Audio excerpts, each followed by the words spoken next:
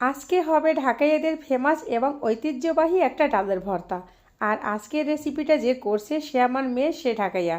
যাই হোক, এতটা মজা এবং টেস্টি এই ভর্তাটা, একটা ভর্তা যদি হয় অন্য কোনো কিছুর আর প্রয়োজনই হবে না। একটা ভর্তা দিয়ে একদম পেট পুরে ভাত খাওয়া যাবে, আগে যেটা খেতেন তার ডাবল ভাত। তো হয়ে যাক সরাসরি ভর্তা রেসিপিটা।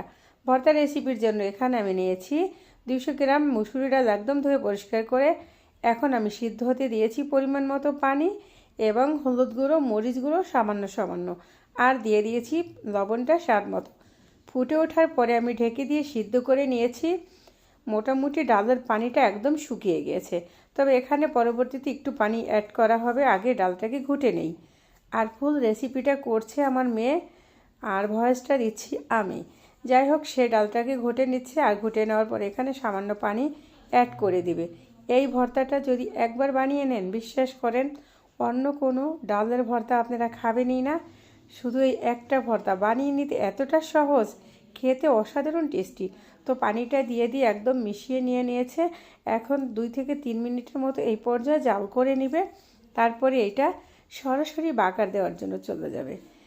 আর আমি ওই ভর্তাটা যেদিন থেকে ওর হাতে খেয়েছি, ও মাঝে মধ্যেই আমি ওকে বানাতে বলি যে এই ভর্তাটা অনেকটাই টেস্টি, যখন মুখে একদম রুচি থাকে না তখন। তো এখানে 1.5 চামচের মতো রসুন চপার করে নেওয়া দিয়েছে, 3-4টা শুকনো মরিচ দিয়েছে কেটে, আর এখানে 5টা কাঁচামরিচ কুচি করে দিয়েছে, আর 2টা মাঝারি সাইজের পেঁয়াজ।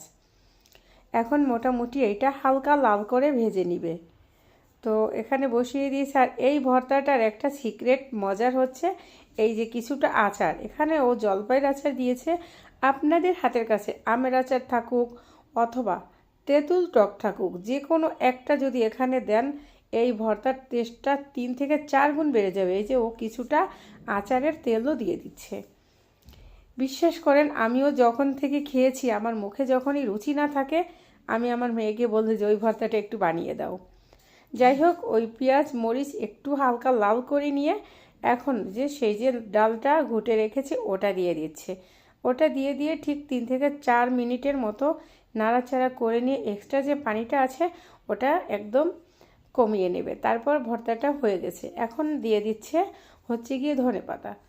এই ধনেপাতাটা একদম নামানোর আগ মুহূর্তে দিতে হবে। তো ধনেপাতাটা দিয়ে নাড়াচাড়া দিয়ে নামিয়ে নেব। আর এই ভর্তাটা যেদিন হয় আমার ঘরে, সেদিন একদম আমি এই একটা ভর্তা দিয়েই খাই, অন্য তরকারির কাছে যাই না। আর বিশ্বাস করেন অনেকটা মোটাও হয়ে গিয়েছি। যাই হোক, ভর্তাটা আমি এখন একটা প্লেটে নিয়ে নিচ্ছি। এই ভর্তাটা দেখতে যতটা সুস্বাদু না, খেতে অনেকটাই সুস্বাদু। যাই হোক, এখন আমি ভর্তাটাকে এই প্লেটে নিয়ে নিচ্ছি, একটু পরে খাওয়ার পালা।